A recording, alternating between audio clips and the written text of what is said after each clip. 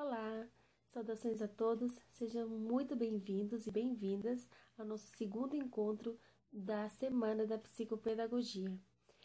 Meu nome é Shirley Braunstein, sou graduanda do curso de Psicopedagogia pela Uninter e também faço parte deste time do qual estamos realizando este curso da Semana da Psicopedagogia. Estamos realmente muito felizes, das inscrições de vocês e por vocês estarem fazendo parte dessa caminhada. Lembrando que todos os comentários, ideias e sugestões que vocês tiverem fazem parte, do nosso trabalho e realmente estamos muito ansiosos pelos comentários de vocês. Hoje é meu dia de apresentar sobre o meu assunto, que ele é bem amplo, mas vou tentar focar sobre os 5 sentidos e a importância deles na educação infantil. E também amanhã será o dia da nossa colega Eva. Na quinta-feira teremos uma convidada especial e na sexta teremos o nosso fechamento numa verdadeira roda da conversa. Então, novamente lembrando da importância de vocês baixarem o Zoom, o aplicativo Zoom, assim poderemos estar numa live e interagindo umas com as outras. Ontem vocês tiveram um encontro com a Jéssica, a nossa colega, a qual pode estar explanando sobre a importância do estímulo das crianças na educação infantil. Esse assunto é muito rico, e foi muito interessante ver a Jéssica explicando e falando das ferramentas que ela usa para estimular os seus alunos. Realmente, ferramentas como a massinha de modelar, como pintura, realmente estimulam a criança a se desenvolver. E é bem interessante mesmo como elas, através das mãos, elas podem estar sim desenvolvendo a criatividade e a sua imaginação. O meu trabalho hoje que vou apresentar para vocês é sobre a importância do desenvolvimento dos 5 sentidos na educação infantil, nos primeiros anos de vida da criança. Como é importante, qual a importância desse desenvolvimento e o que isso pode estar sendo de base, como essa estimulação na primeira infância ajuda sim a construir, o desenvolvimento, a construir o amanhã, o adulto do amanhã. Então, como a educação infantil é a base é a grande base que vai estar permitindo que esse adulto tenha e venha a ter muito mais sucesso. E com isso, não é somente ele que ganha, os benefícios, mas sim a comunidade como um todo, porque ele vai ser uma pessoa melhor, um cidadão melhor, cumpridor das leis, um funcionário melhor, uma pessoa que vota melhor, em favor da comunidade. Então, tem todo um impacto, Então, tendo e desenvolvendo e permitindo que essa criança receba uma educação de qualidade e estímulos necessários ou esperados para a idade dele, na idade também que essa criança estiver, com certeza vai ter um impacto lá no futuro. Bom, como o início, desse assunto, mesmo ele sendo muito extenso, eu decidi falar um pouquinho do responsável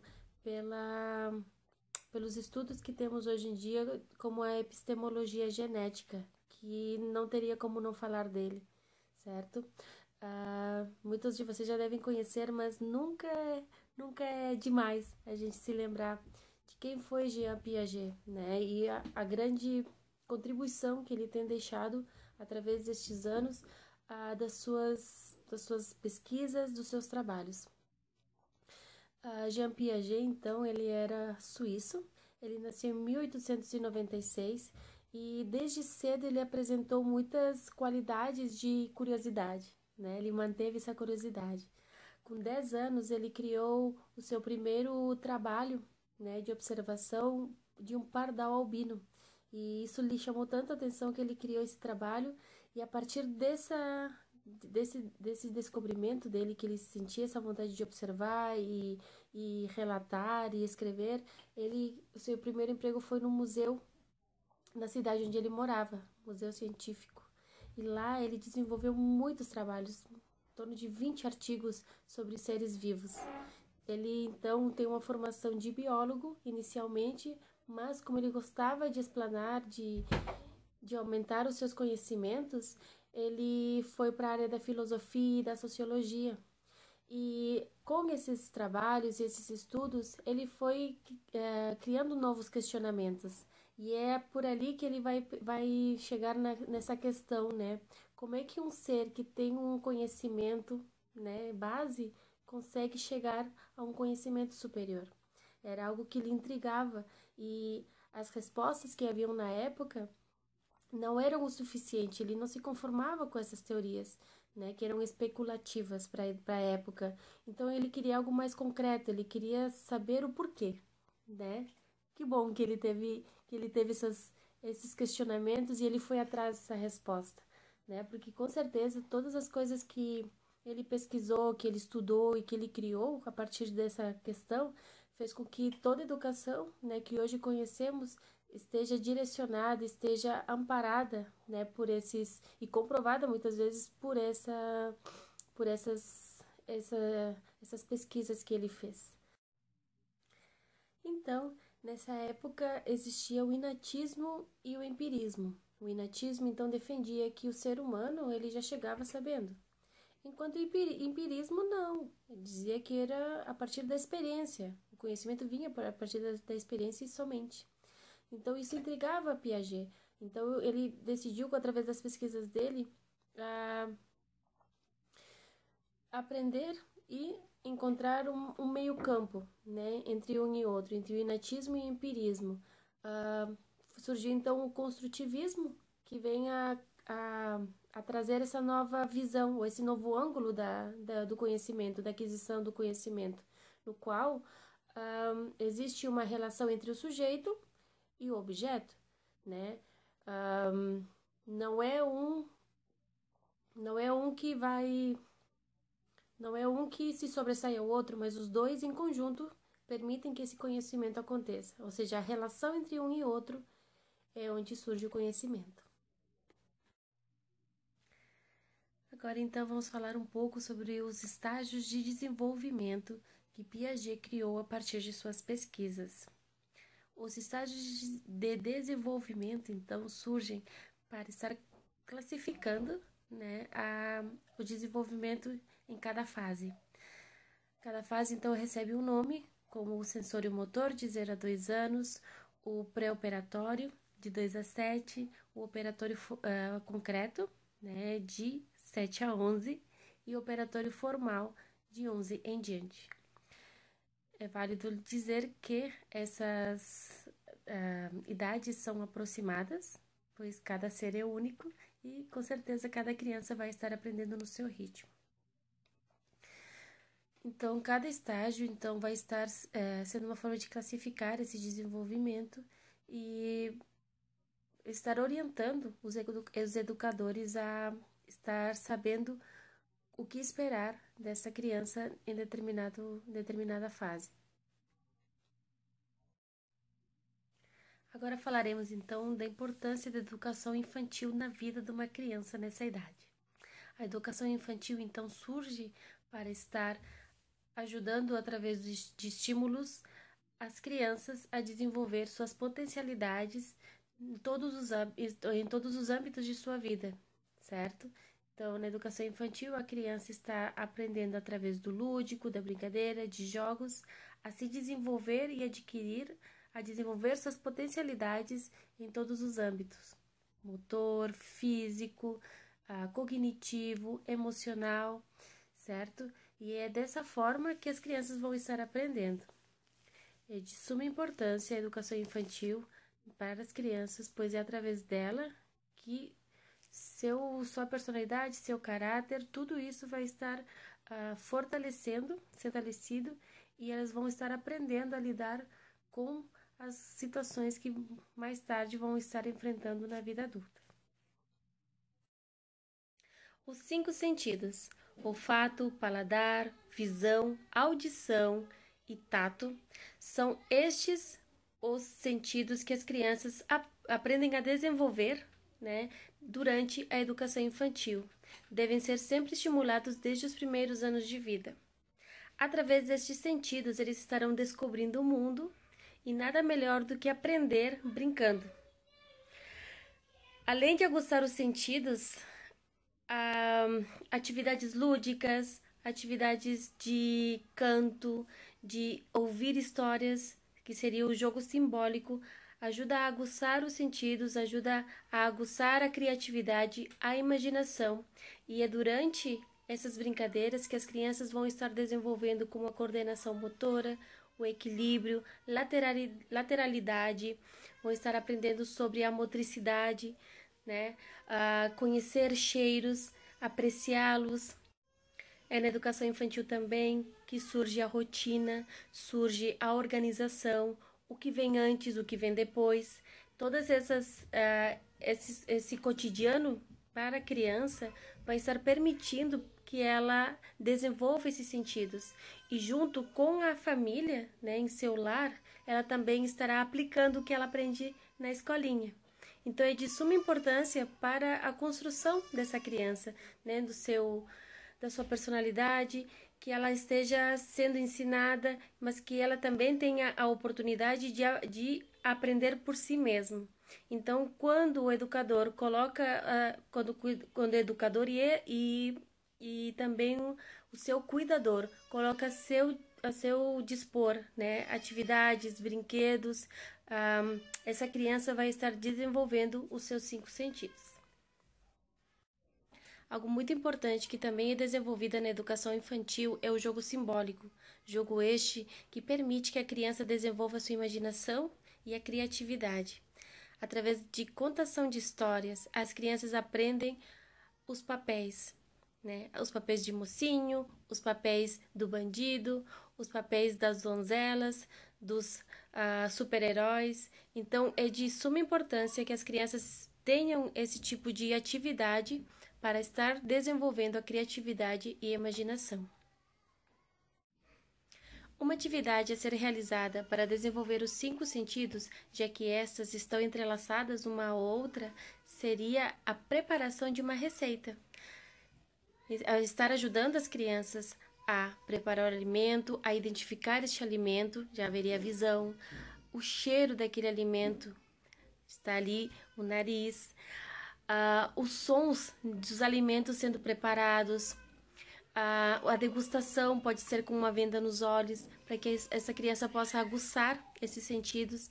Então, esse tipo de atividade também estará beneficiando como um todo, né? A criança estará desenvolvendo 5 sentidos e o mais legal, se divertindo, criando, porque as crianças gostam de ter essas oportunidades culinárias, né? Que elas podem tocar no alimento, manipulá-lo, no caso, saber o que ele é, da onde ele vem, né, e os nutrientes que ele pode estar passando para a sua saúde. Outra parte a ser falada é sobre o desenvolvimento da linguagem da criança. É muito importante salientar que para as crianças o seu mundo, né, o mundinho delas é muito importante. Então, por serem crianças, elas necessitam ter todo um cuidado, né, em todos os âmbitos, assim, né, na saúde, na questão da audição, da linguagem. Então, agora estaremos vendo o vídeo de uma fonoaudióloga, a Tassiane Bagatini, que estará deixando para nós umas dicas de como estimular o desenvolvimento da linguagem nas crianças. Vamos assistir? Oi, meu nome é Tassiane. Eu vou passar algumas dicas sobre como estimular a linguagem das crianças. Muitos pais reclamam que devido à correria do dia a dia não tem tempo para estimular os seus filhos. Porém, não é necessário separar um tempo do dia especificamente para estimular a linguagem. Ela pode ser estimulada em diversas situações do nosso cotidiano, desde que a criança esteja interessada em alguma coisa que está acontecendo. Os pais podem aproveitar esse gancho para estimular a fala dos seus pequenos. Como assim? Vou dar exemplos práticos. Na hora do banho, não precisa dar aquele banho mecânico na criança. Se é uma criança pequena que ainda necessita, né, de auxílio dos pais na hora do banho, não dá aquele banho mecânico. Às vezes, né, os pais estão com pressa, estão pensando em coisas que aconteceram durante o dia e acabam dando banho na criança sem falar nada, sendo que é uma oportunidade de estar estimulando, de estar conversando com o seu filho sobre as partes do corpo e solicitando para a criança mostrar e falando o nome, né, fazendo o barulho da água. São diversas oportunidades que muitas vezes são perdidas. Isso pode acontecer durante todo o dia. Às vezes os pais vão servir a criança, né? Eu me refiro pais, mas pode ser os professores, né? Numa escolinha de educação infantil, não necessariamente os pais. Mas chega a hora da refeição. Já sabe o que a criança gosta, simplesmente pega o pratinho da criança e monta a refeição com aquilo que sabe que ela vai querer e apresenta o prato ali na frente da criança. Foi uma oportunidade perdida de ter perguntado para essa criança: olha, o que você quer comer? Hoje a gente tem arroz, feijão, carne, salada de tomate, por exemplo. O que você quer comer? Qual desses alimentos você quer que eu te sirva? Então, são questões que ajudam a criança a se expressar, né, a conseguir dizer aquilo que ela quer. Tudo isso vai refletindo na fala como um todo. Então, aproveitar as atividades da vida diária para fazer com que as crianças se comuniquem. Outra coisa, não é que eu seja contra usar livro com figuras. Na verdade, gosto muito e uso bastante. Mas tem coisas que é muito melhor ensinar primeiro para a criança de forma concreta para depois tentar usar livrinhos. Por exemplo, você vai trabalhar com a criança seco e molhado. Muito mais difícil mostrar num livro do que mostrar na vida, né? É melhor você mostrar uma roupa molhada e uma roupa seca para que a criança possa tocar, colocar sua mãozinha sobre o molhado, colocar sua mãozinha sobre o seco, para ela conseguir perceber a diferença real entre um conceito e outro, para depois você conseguir mostrar numa folhinha, num livrinho. Aí ela vai realmente ter se apropriado do conhecimento e vai conseguir entender aquilo que ela está vendo no livrinho, porque ela já aprendeu na prática, no concreto, no dia a dia. O adulto tem uma tendência muito grande a usar diminutivo com as crianças, né? Porque tudo é bonitinho, tudo é fofinho, tudo é pequenininho. Mas para uma criança que está aprendendo a falar ou que tem alguma dificuldade de fala, isso acaba atrapalhando ao invés de ajudar, porque todas as palavras terminam com inho ou inha. E aí, para uma criança que tá aprendendo, atrapalha a questão da discriminação, atrapalha a inteligibilidade, além de deixar todas as palavras mais longas, né? Bola é mais fácil de falar do que bolinha. Então, vamos tentar reduzir o diminutivo. É difícil, a gente tem essa tendência, né, de uso com as crianças, mas dentro do possível, tentar diminuir. Outra coisa que acontece muito é ou os pais corrigirem os erros da criança. Exemplo, a criança falou lalanza. Não é assim. Não é lalanza. Olha aqui para minha boca. É laranja. Não vai adiantar nada, tá? A criança ainda não consegue produzir aquele som. E aí a gente acaba acuando a criança com aquilo, né? Meu Deus, toda vez que eu falo determinada palavra, a minha mãe faz eu repetir, mas eu não consigo repetir, eu não sei. E ainda por cima o adulto acaba repetindo o erro. Não, não é Lalanza. Então, o que fazer? Qual é a postura correta? A criança falou uma palavra errada, você repete de forma correta, mas não obriga que a criança repita. Então, a criança disse, quero água. Ah, tá, você quer água, eu vou te dar. Então, você repetiu o jeito certo. E aí a criança, aos poucos, né, vai armazenando, vai memorizando qual é o jeito correto de falar a palavra. Não adianta repetir o erro, porque aí a criança vai acabar memorizando mais ainda o erro. E não adianta obrigar a criança a falar da forma correta, porque ela ainda não está conseguindo. Então, ela não pode ser forçada, ela não pode se sentir acuada a ter que falar uma coisa que ela ainda não consegue. Ela não tá falando porque ela não quer. Ela não tá falando porque ela não tem a capacidade para isso. Pra gente que, né, para nós falantes que estamos falando bem, sem nenhuma alteração, parece que falar é um ato muito simples. Parece que falar é a coisa mais fácil do mundo, mas não. A fala é extremamente difícil. Envolve muitas coisas, muitas questões, então não é assim de uma hora para outra, forçando a criança que ela vai conseguir sair falando. Espero ter ajudado. Um abraço.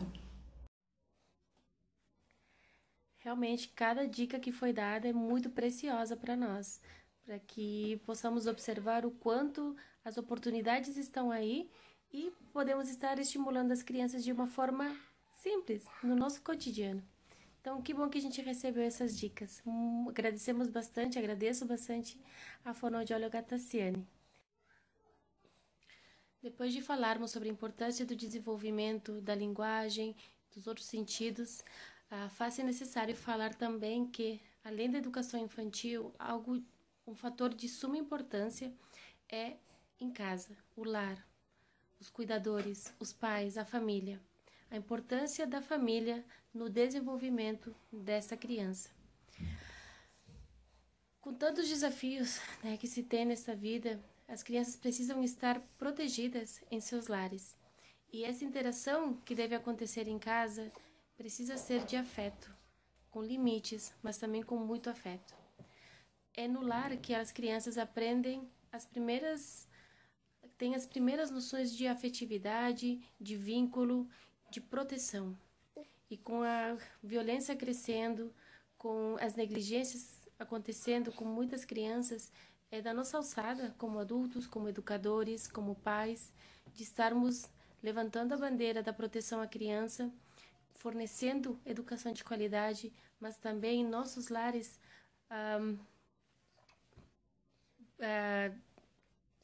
concedendo a eles a segurança que necessitam. A segurança de poder se desenvolver com segurança, com saúde, tendo um bom emocional, com uma boa autoestima, para que elas possam enfrentar o seu futuro. Agora, junto com o meu companheiro de curso, Martim, vou falar um pouco sobre o cérebro, né? Nesse intervalo de gestação até os 3 anos, o cérebro da criança se desenvolve com muita rapidez e é através da interação com a família que essa criança vai estar se desenvolvendo muito bem. Então, é com a interação, com as brincadeiras, com as atividades com os adultos, que o cérebro das crianças vai formar circuitos mais rápidos, vai aumentar o seu conhecimento, né, sua gama de saberes, e as brincadeiras entram com esse motivo, né, numa estratégia de estar fazendo com que a criança desenvolva, né, crie significados, esteja estruturando a sua forma de pensar e de agir, né? Então, através da brincadeira que essa criança vai estar formando, sim, os seus gostos, as suas preferências, as suas emoções, vai estar demonstrando sua agilidade, enfim, toda uma gama de opções que essa criança vai estar desenvolvendo junto com a interação dos pais.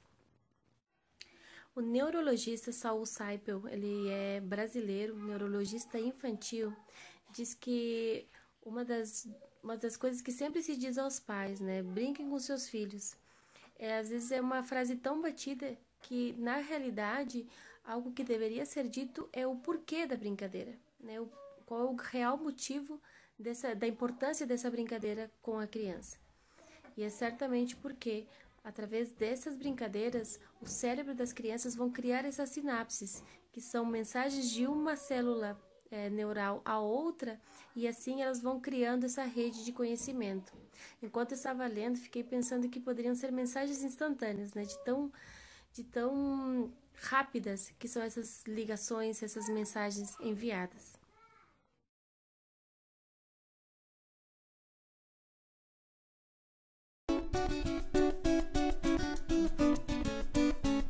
Foram surgindo informações, evidências do ponto de vista neurobiológico, mostrando que essas interações elas faziam com que os circuitos cerebrais fossem se estruturando na dependência dos aprendizados que essa criança tinha. Não eram aprendizados motores, por exemplo, como é que encaixava um triângulo, como é que pegava um determinado... Não, eram aprendizados também emocionais.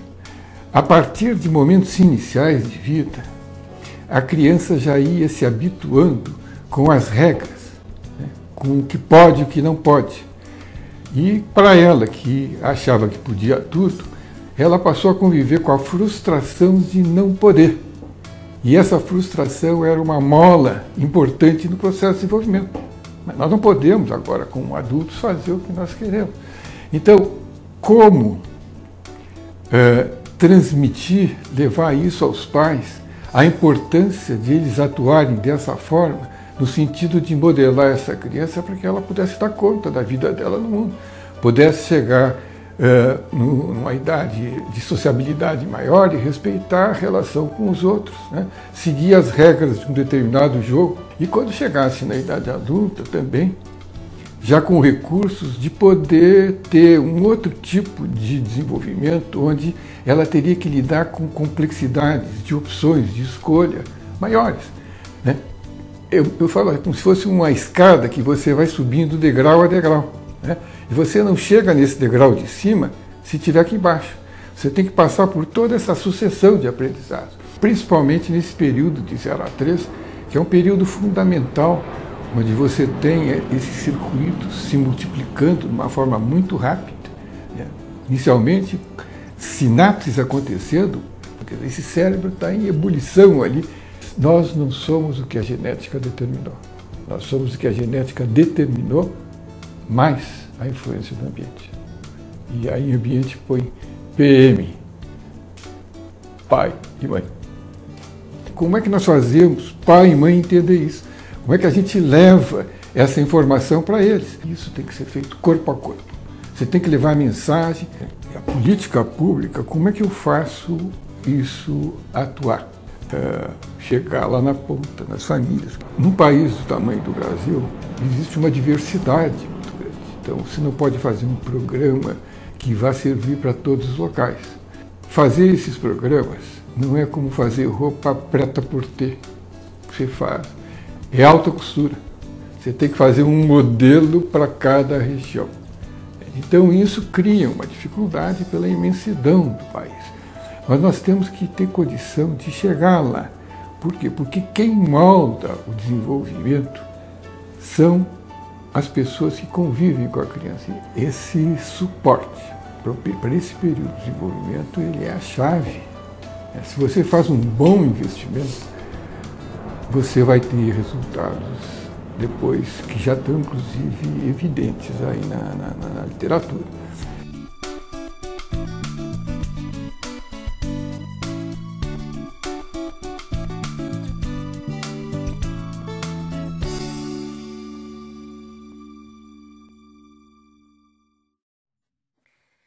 Que vídeo interessante, né? Inspirador. Saber de como as capacidades das crianças estão a pleno vapor.